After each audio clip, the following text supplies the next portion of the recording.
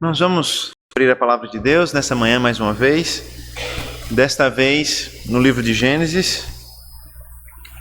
Nós vamos continuar, com a graça do Senhor, as exposições nesse livro, e nós vamos nessa manhã abrir no capítulo 19 do livro de Gênesis, para, com a graça do Senhor, meditarmos na última sessão desse capítulo.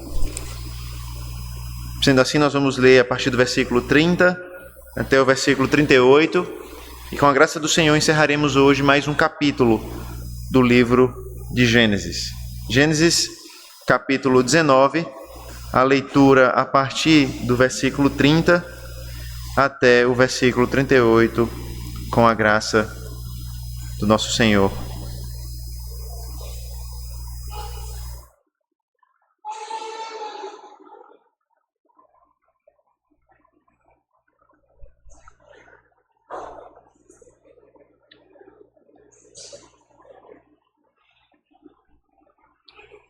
Escute com fé, com atenção a palavra de Deus. Ela nos diz assim: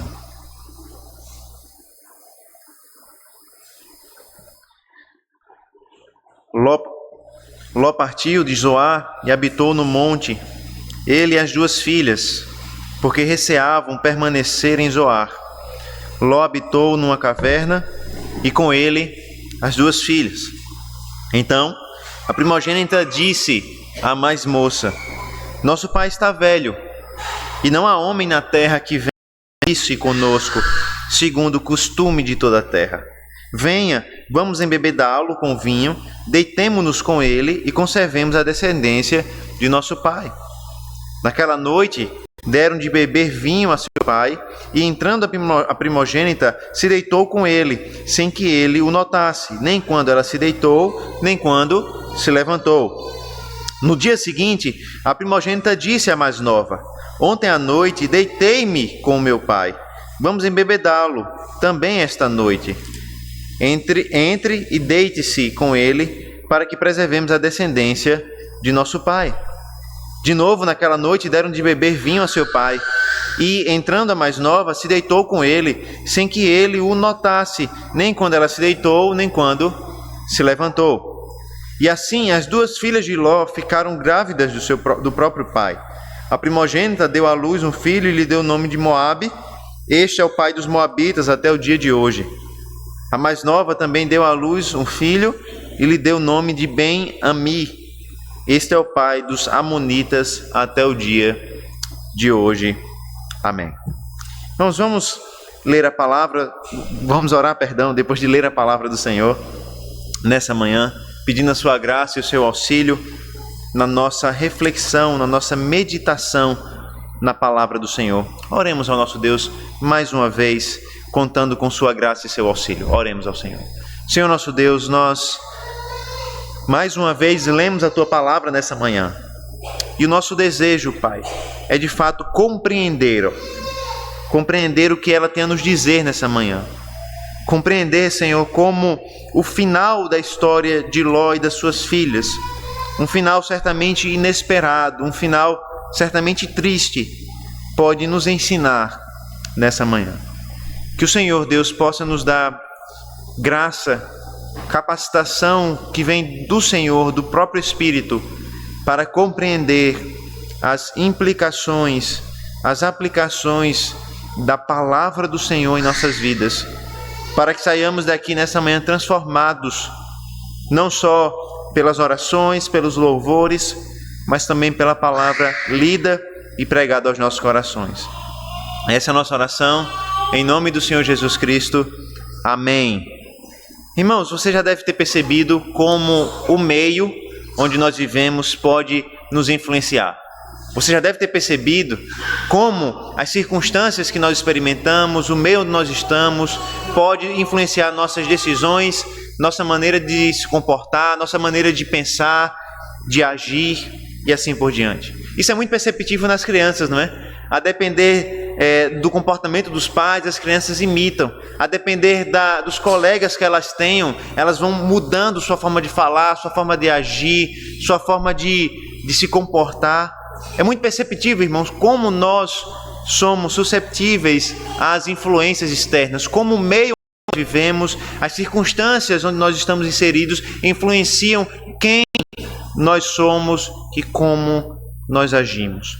O que nós vemos, irmãos, na história de hoje é, sem sombra de dúvidas, as consequências daquilo que o meio pode fazer no coração do homem.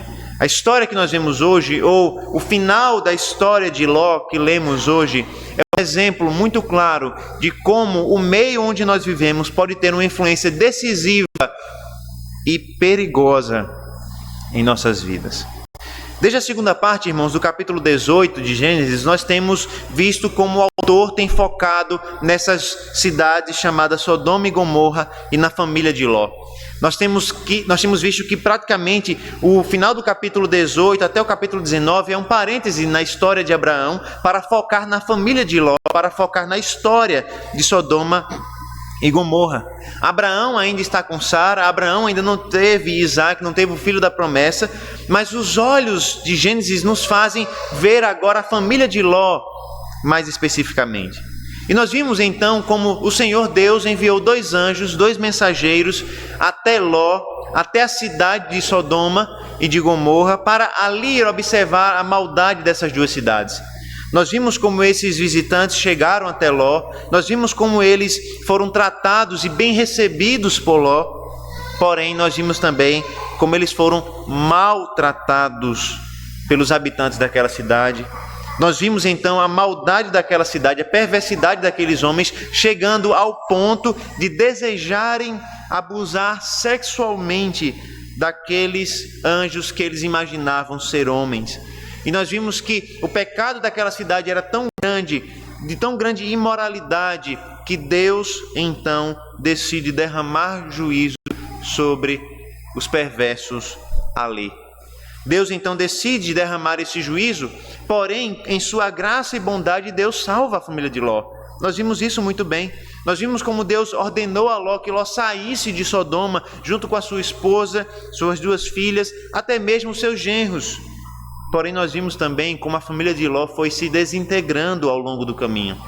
Primeiro, Ló tentou avisar aos seus genros que eles deveriam sair da cidade, mas nenhum dos 2 aceitou a palavra de Ló. Os 2 preferiram ficar em Sodoma. Depois nós vimos que já depois da cidade, já depois de terem saído da cidade, já fora de Sodoma, a mulher de Ló olha para trás e se torna uma coluna de sal. Ou seja, aquele homem que tinha uma esposa, 2 filhas que estavam prestes a se casar, agora sai de Sodoma e se vê apenas com as suas 2 filhas. E o que nós vemos, irmãos, no final do capítulo é mais uma etapa da desintegração da família de Ló. Porque o que nós vemos no final do capítulo não é um final feliz da história de Ló e da sua família. Nós vamos perceber que aquela família, infelizmente, ainda carregava muitos traços de Sodoma em seu próprio coração.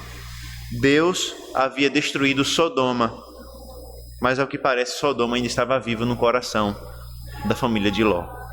As ações das filhas de Ló então vão revelar como um coração contaminado com os valores pecaminosos do mundo é capaz de provocar terríveis situações, tragédias familiares. O que nós iremos aprender, irmãos, nessa manhã é que quando os nossos corações estão presos aos valores desse mundo, as consequências são terríveis.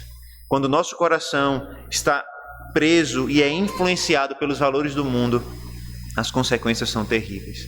Primeiro nós vamos ver então, ao longo dessa história, como os nossos corações podem ser influenciados pelos valores desse mundo e como eles podem estar presos a esses valores perversos do mundo. Veja o versículo 30 e observe que depois da destruição de Sodoma, Ló seguiu até uma cidade pequena chamada Zoar, conforme ele pediu ao anjo. Porém, ele não permaneceu muito tempo naquela cidade, como nós vemos. Versículo 30 nos diz assim: Ló partiu de Zoar e habitou no monte, ele e as 2 filhas, porque receavam permanecer em Zoar. Ló habitou numa caverna e com ele as 2 filhas. E aqui nós podemos voltar um pouquinho na história e lembrar o que aconteceu antes de Ló sair da cidade.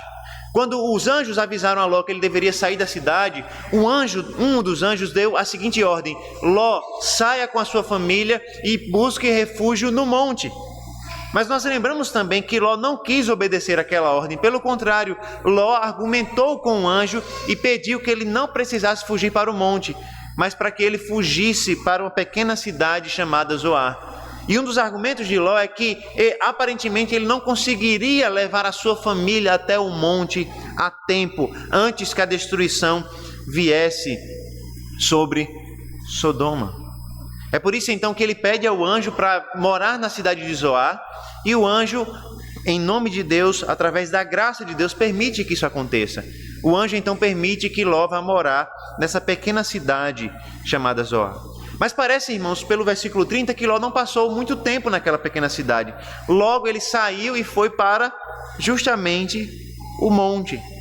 E se o texto, irmão, parasse aqui, nesse momento, nós poderíamos até elogiar a atitude de Ló e dizer: não, parece que finalmente ele entendeu que a vontade de Deus para a sua vida não era que ele morasse em Zoar. Então ele decidiu sair e ir para o monte, que de fato foi a vontade do Senhor primeiro. Parece que é um caminho do arrependimento aqui. Mas o autor faz questão de nos dizer a razão da sua mudança, para que fique muito claro quais eram as intenções do seu coração.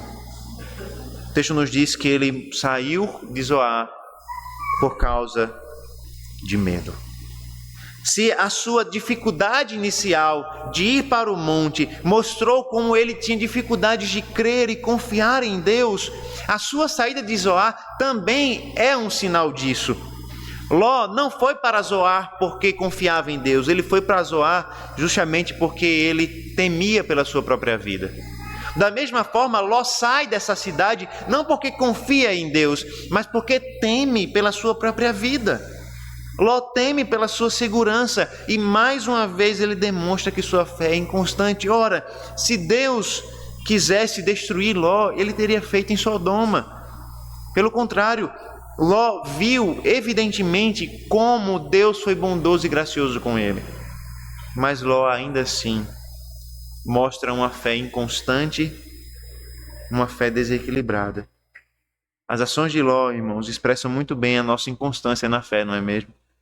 Porque muitas vezes nós experimentamos a graça e a misericórdia de Deus, como Ló fez, mas ainda assim nós não conseguimos confiar e descansar em Deus. Nós somos salvos por Deus, nós somos guardados por Deus, nós somos cuidados por Deus, mas o nosso coração ainda teme, o nosso coração ainda tem medo, nós ainda ficamos ansiosos, nós ainda ficamos inseguros. É evidente, irmãos, que o cuidado e a precaução são princípios bíblicos, mas não é isso que nós vemos aqui. Ló não sai daquela cidade por precaução ou por segurança, ele sai daquela cidade por medo. É fácil vacilar na fé, irmãos, por causa do medo. É fácil provarmos da graça de Cristo, mas ainda assim não sermos capazes de descansar em Deus e de confiar na vontade de Deus para a nossa vida. E, infelizmente, irmãos, a nossa inconstância muitas vezes nos impede de desfrutar da segurança em Deus e desfrutar das promessas de Deus, da palavra de Deus. Nós somos tão inconstantes que nós não conseguimos desfrutar da bondade de Deus e do favor de Deus. Nós perdemos o privilégio tão grande de termos certeza do seu cuidado e da sua graça sobre nós. Nós perdemos o privilégio tão grande de descansar em Deus. E muitas vezes nós passamos noites sem dormir. Nós ficamos ansiosos, preocupados com o dia de amanhã, como se nós não estivéssemos nas mãos de Deus e como se nós já não tivéssemos recebido bastante de Deus.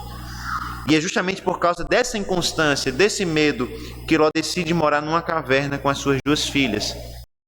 E aqui, irmãos, é um contraste evidente com a situação de Ló anterior, não é? Se você tem lido o livro de Gênesis conosco, você lembra de quem era Ló. Você lembra que Ló era rico, tão rico que ele rivalizava com Abraão em termos de riqueza. Os trabalhadores de Ló brigaram com os trabalhadores de Abraão. Tamanho eram os rebanhos, os animais, os campos que os dois precisavam dividir. Mas agora aquele homem tão rico e próspero estava morando numa caverna. Agora tudo o que Ló tem cabe numa caverna. Ló precisou sair, se mudar porque tudo o que ele tinha não cabia junto com Abraão. Tamanha era a sua prosperidade. Agora tudo o que ele tem cabe apenas numa caverna. A decisão de Ló, irmão, trouxe consequências que talvez ele não conseguisse imaginar, mas consequências terríveis para a sua vida.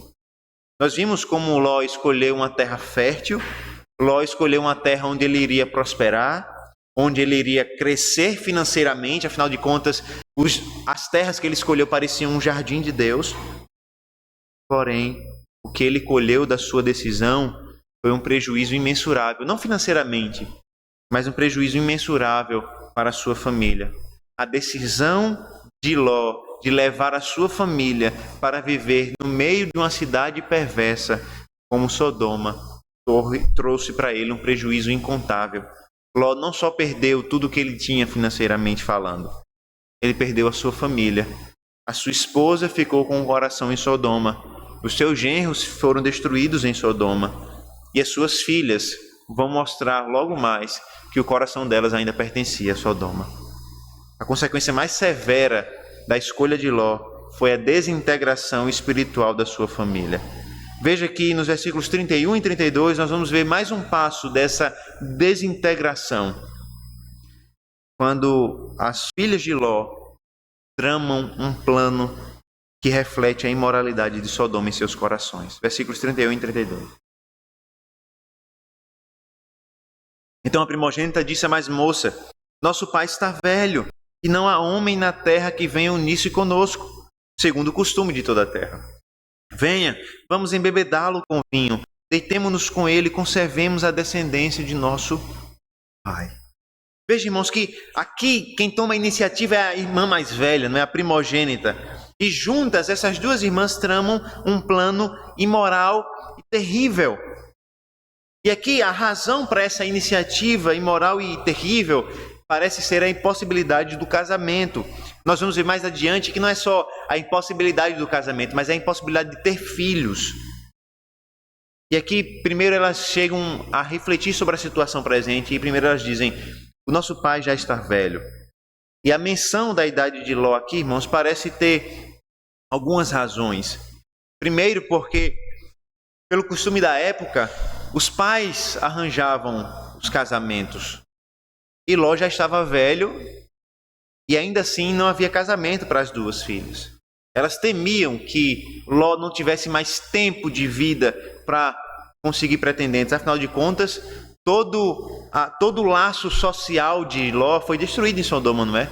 Os amigos de Ló, os contatos de Ló foram destruídos em Sodoma. Ló era um homem importante naquela cidade, mas agora ele não tem mais importância alguma, uma vez que aquela cidade foi destruída. Outra opção, irmãos, é que a menção à idade de Ló é a sua incapacidade de poder casar novamente e assim ter filhos e propagar a sua descendência, né? Veja que um dos argumentos das filhas é que o nosso pai precisa ter a sua linhagem continuada. As filhas vão dizer isso: nós precisamos continuar o nome do nosso pai sobre a face da terra. Mas, irmãos, parece que elas não estão muito preocupadas com o pai, mas sim com elas mesmas.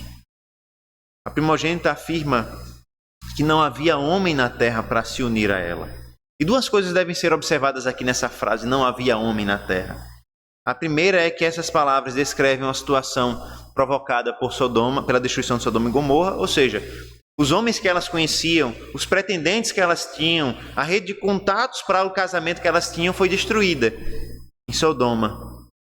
Mas além disso, nós devemos perceber que a frase dessa moça de que não há homem na terra é uma clara demonstração do seu desespero diante da falta de um casamento para que ela tivesse filhos. Ela está tão desesperada que ela está dizendo: olha, não tem homem no mundo. E infelizmente nós vemos essas frases sendo repetidas, né? Veja, isso não é o tema do sermão, mas muitas pessoas dizem isso, né? Não há homem e nem mulheres para o casamento no mundo. Sim, é verdade, pode ser que a situação seja difícil mesmo, mas o ponto não é simplesmente o diagnóstico, mas o desespero dessa moça. Ela está tão desesperada que ela não vê nenhuma solução para a sua situação, a não ser a solução que ela vai colocar em prática. E elas planejam, então, algo terrível. E o planejamento delas é uma expressão, claro, do coração delas e dos valores mundanos do coração delas. E tudo isso, irmãos, certamente elas aprenderam em Sodoma. Quando nós vimos a maldade de Sodoma, nós ficamos abismados com a imoralidade daquela cidade. Mas veja, aquela cidade foi destruída por Deus. Mas a imoralidade de Sodoma ainda estava viva no coração daquelas duas mulheres. A cidade havia sido destruída, os homens haviam sido mortos, mas o pecado de Sodoma ainda estava presente no coração das filhas de Ló. E esse, irmãos, é um ponto muito importante para nós refletirmos. Muitas vezes nós queremos tratar o pecado, esquecendo que o abrigo do pecado é o coração do homem. E nós pensamos que nós podemos criar os nossos filhos, ensinando eles o que eles devem ou não fazer, e esquecendo do coração deles. Mas o ponto principal do pastoreio, o ponto principal da criação dos filhos é o coração. Não adianta matar o pecado externo do seu filho se o pecado continua crescendo em seu coração. Não adianta dizer que ele não pode sair com tal amigo se o coração dele ainda continua com aquele tal amigo. É preciso tratar o coração. E esse parece ter sido um erro claro de Ló. Ló levou as suas filhas para um ambiente onde o coração delas se tornaria mais parecido com o coração daquela terrível cidade. E muitas vezes nós perdemos filhos, nós perdemos jovens, porque a influência do mundo é mais poderosa sobre eles do que a influência do Evangelho, a influência da Palavra de Deus. E é exatamente isso que está acontecendo aqui. A influência do mundo sobre a vida daquelas mulheres eram mais fortes do que a influência da Palavra de Deus. Desespero, a tentação do coração, então, levou elas a sacrificar valores, princípios e até mesmo a palavra de Deus. Na busca por solucionar problemas que pareciam impossíveis aos olhos dela, elas lançaram mão de meios pecaminosos e imorais. E muitas vezes nós fazemos isso, não é? Em nome da urgência, nós pecamos contra o Senhor. Nós temos medo de reprovar na prova, então nós filamos. Nós temos medo de ficar sem um casamento, então nós começamos a namorar ou pensamos em casar com pessoas que não são crentes, que não professam a nossa fé. Nós temos medo de não conseguir pagar as contas, então nós começamos a mentir, a sonegar, a desviar. Por causa de uma urgência, de uma promoção, de um crescimento social, nós começamos a fofocar sobre o outro, fofocar sobre o nosso colega, enfim, irmãos, muitas vezes, em nome de uma urgência, em nome de uma situação que parece que precisa ser resolvida o mais rápido possível, nós lançamos mãos de meios pecaminosos e maus. E em todas essas situações, nós escolhemos fazer a nossa vontade em detrimento da vontade de Deus. Nós escolhemos os nossos meios ao invés dos meios. E aqui eu gostaria de mencionar um comentarista chamado Ken Hughes, que ele diz algo muito interessante. A loucura imortal de Ló foi esta. Ele diz assim: embora a mundanidade de Sodoma afligisse sua alma justa, e nós vemos isso na palavra de Deus, né? A carta de Pedro, a segunda carta de Pedro nos diz que Ló se angustiava por causa da maldade de Sodoma.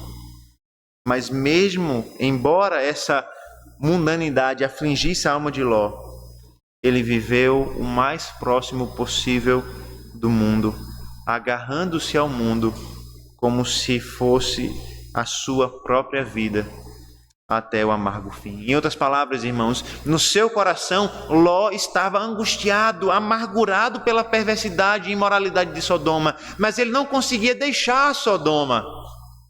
Ele estava angustiado pela perversidade do mundo, mas ele não conseguia abandonar o mundo.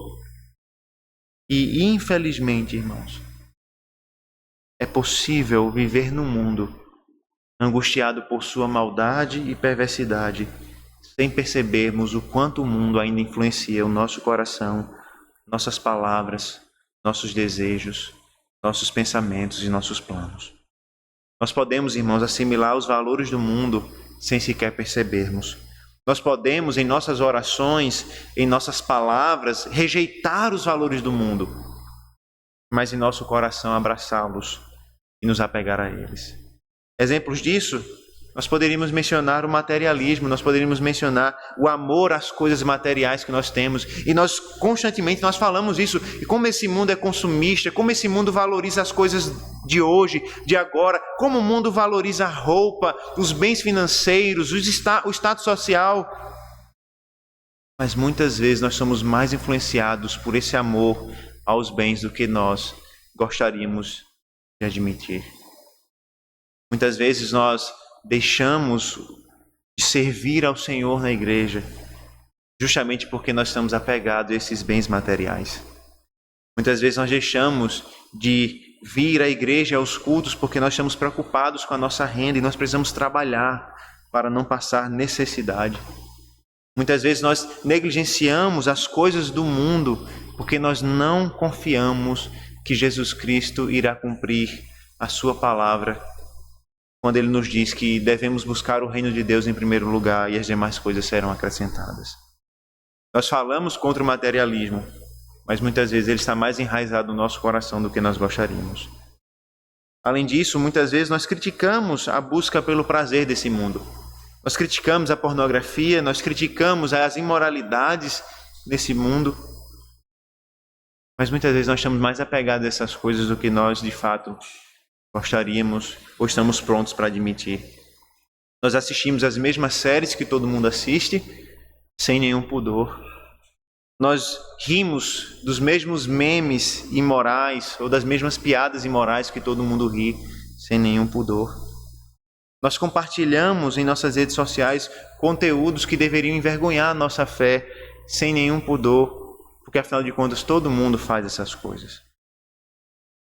Nós falamos contra a imoralidade do mundo, mas muitas vezes a imoralidade do mundo está presente no nosso coração. Nós buscamos então o entretenimento desse mundo, ao mesmo tempo que nós criticamos o entretenimento desse mundo. Irmãos, esse é um caminho perigoso. É um caminho perigoso que Ló seguiu.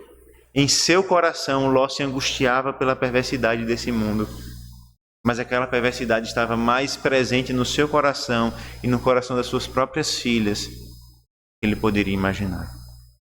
Devemos lembrar, irmãos, do nosso exemplo, Cristo Jesus, que se envolveu com o mundo. Afinal de contas, ele se fez carne, ele habitou entre nós, ele comeu com pecadores, ele viveu com pecadores, mas ele não se envolveu com os valores e práticas desse mundo. Nós somos chamados, irmãos, a seguir o exemplo de Cristo e não de Ló. Somos chamados a viver nesse mundo não contaminados pelos seus valores e as suas práticas.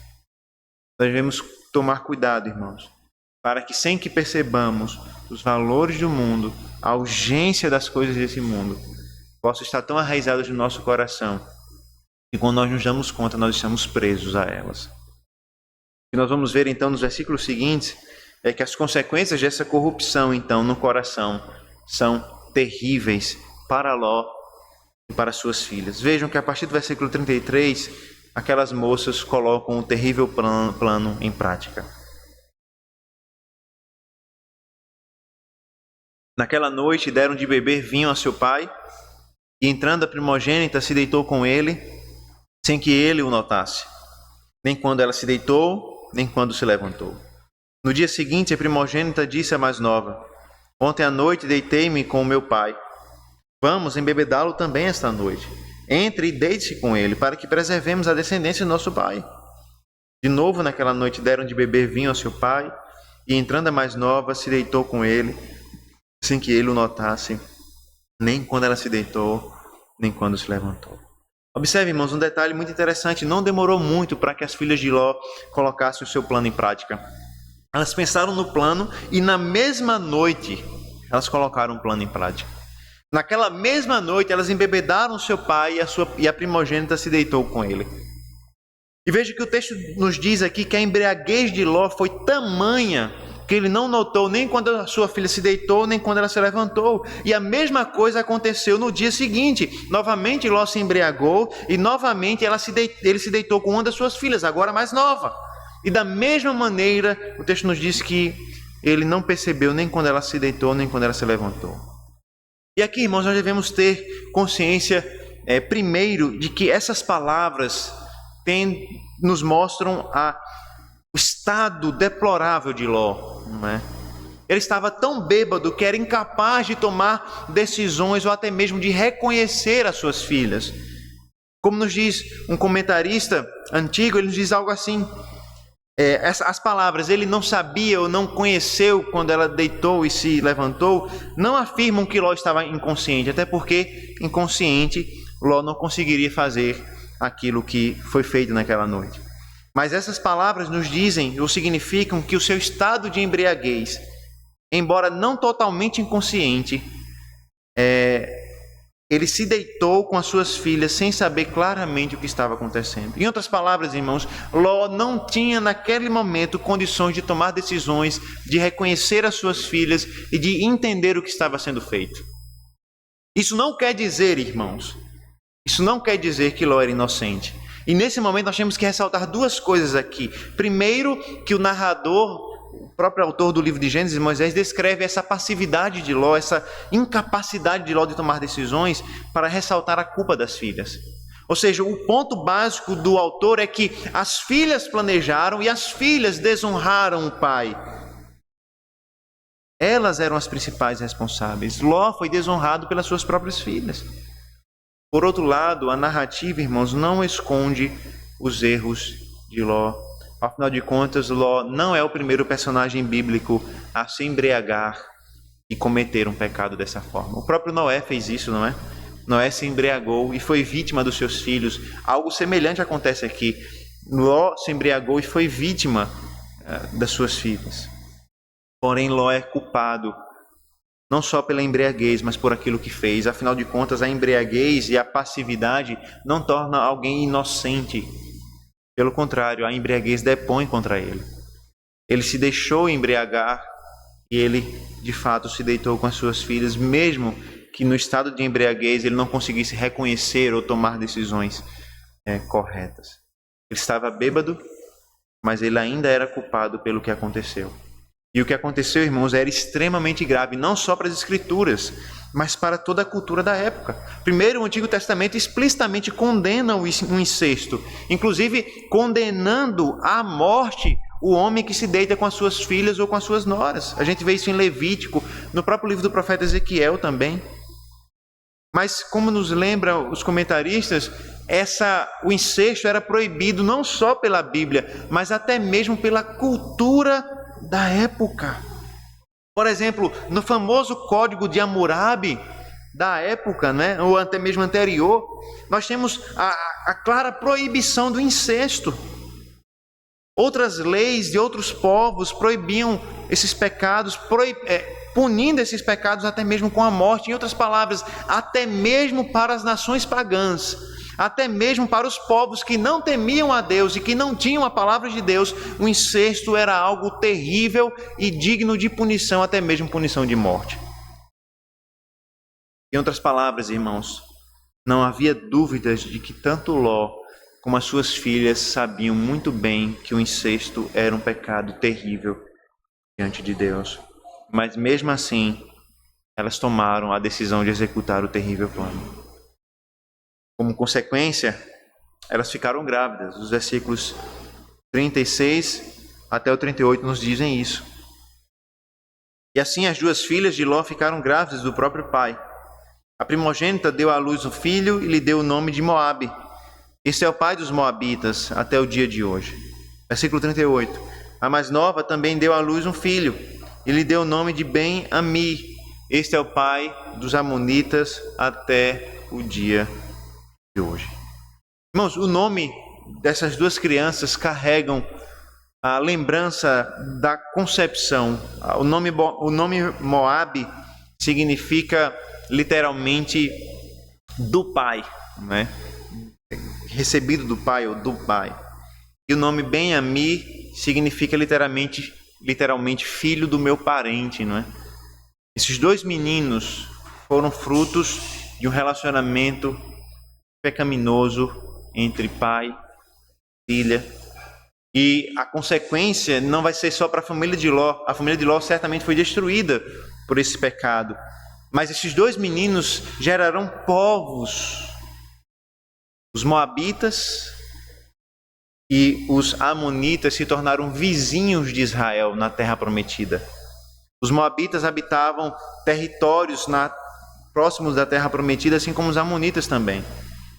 E a origem desses povos aqui, irmãos, não parece ter sido descrita aqui para causar uma rivalidade entre eles. Pelo contrário, se você abrir a sua Bíblia no livro de Deuteronômio, capítulo 2, Deuteronômio 2, você vai observar que, apesar do nascimento terrível dessas duas crianças, do pecado que aconteceu aqui, ainda assim Deus foi gracioso com a descendência de Moabe e de Amon.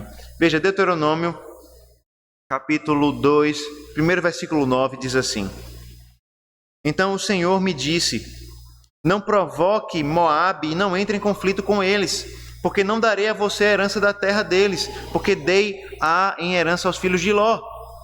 Agora veja os versículos 18 e 19 do capítulo 2.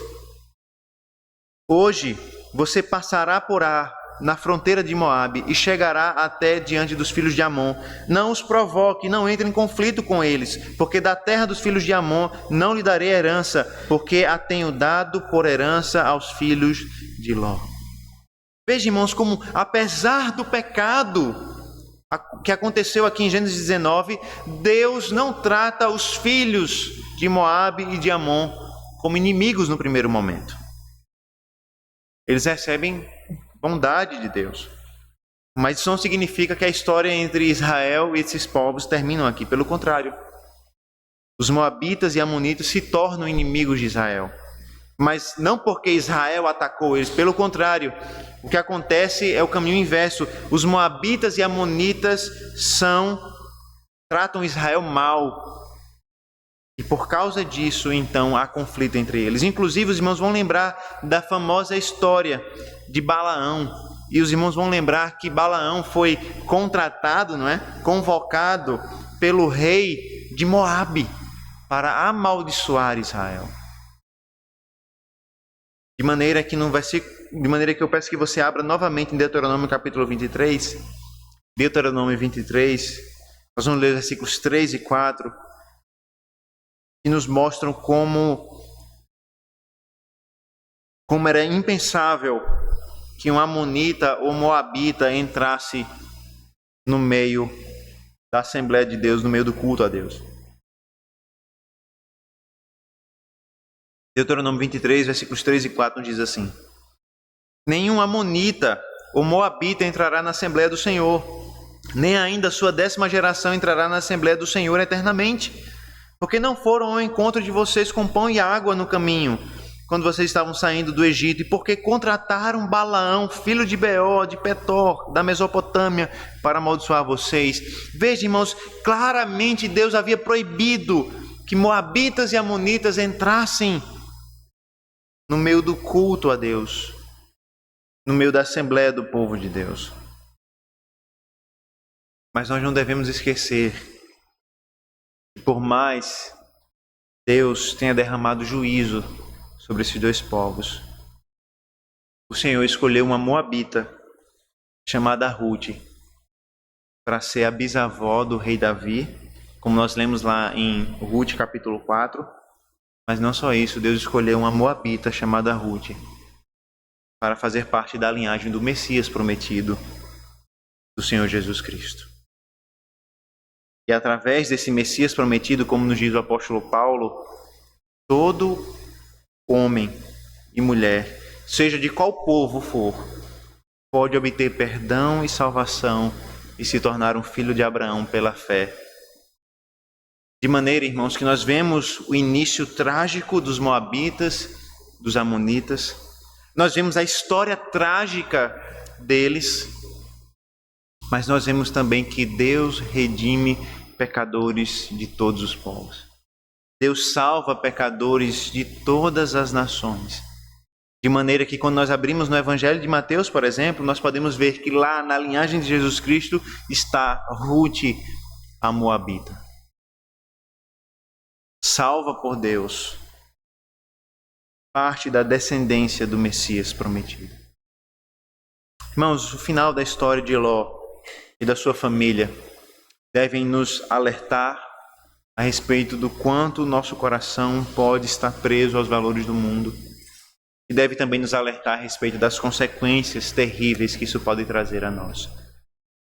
Muitas vezes nossos filhos crescem e se desviam do Senhor e muitas vezes nós não sabemos o que aconteceu. Nós pensamos, eu sempre trouxe ele para a igreja, eu sempre trouxe ele para a casa do Senhor, mas muitas vezes nós não percebíamos que o coração dele estava preso ao mundo e muitas vezes estava preso ao mundo com a nossa permissão, como foi no caso de Ló. O coração das suas filhas estava preso ao mundo com a conivência dele. Afinal de contas, foi ele que levou as suas filhas para viver no meio de Sodoma. Foi ele que iria casar as suas filhas com moradores de Sodoma. Foi ele que iria entregar suas próprias filhas aos homens de Sodoma para que elas fossem abusadas. Muitas vezes, irmãos, nós não percebemos, mas nós estamos tão apegados aos valores do mundo que nós imaginamos que nós estamos cumprindo os nossos deveres. A gente vem para a igreja, a gente ora de vez em quando, a gente lê a Bíblia de vez em quando, mas o nosso coração ainda está preso, arraigado a esse mundo. Mas essa história, irmãos, também nos lembra que apesar de um final trágico para Ló e para sua família, apesar de um início trágico para essas nações, Moabe e os filhos de Amon, nós podemos contar com a graça de Deus revelada em Jesus Cristo. O Senhor perdoa pecadores, até mesmo moabitas. Deus perdoa pecadores, até mesmo amonitas. Deus perdoa pecadores como eu e você, que ainda podem estar com o coração preso ao mundo, mas que podem ser libertos pela graça e bondade do Senhor Jesus Cristo. Vá até o Senhor Jesus como exemplo para ver que Ele viveu nesse mundo, mas não comprou ou se associou aos valores e práticas desse mundo. Mas também vá em Cristo para receber dele perdão, graça e salvação para o pior dos pecadores, como eu e como você. As consequências de ter um coração preso ao mundo podem ser terríveis, mas em Cristo Jesus nós podemos ter a esperança de graça, perdão e salvação. Vamos orar ao Senhor mais uma vez. Senhor, nós oramos ao Senhor, Pai, conscientes que nós vivemos num mundo mau, num mundo que nos ameaça e ameaça o nosso coração com valores corrompidos, com princípios corrompidos. E muitas vezes nós nos apegamos a esses valores e negligenciamos o Teu reino por causa deles. Ó Deus, corrige os nossos corações, nos exorta, nos santifica, nos faz olhar para Cristo e ver como Cristo comeu com pecadores, conviveu com eles, mas não se tornou um deles, pelo contrário, Ele foi luz nesse mundo e morreu pelos pecadores. Nos ajuda, Senhor Deus, também a lembrar que apesar dos nossos pecados, falhas, tanto no nosso lidar com o coração, como na família, nós podemos encontrar perdão e graça no Senhor. Que nós estejamos mais preocupados com o nosso coração, com o coração dos nossos filhos, com o coração do nosso irmão, lembrando que em Cristo Jesus os nossos corações podem encontrar esperança, perdão, graça e salvação. Nos faz lembrar do Evangelho, Senhor Deus, para a nossa salvação, para a nossa santificação, para a nossa transformação, Pai. Essa é a nossa oração em nome de Cristo Jesus, o nosso Senhor e Salvador. Amém. Amém.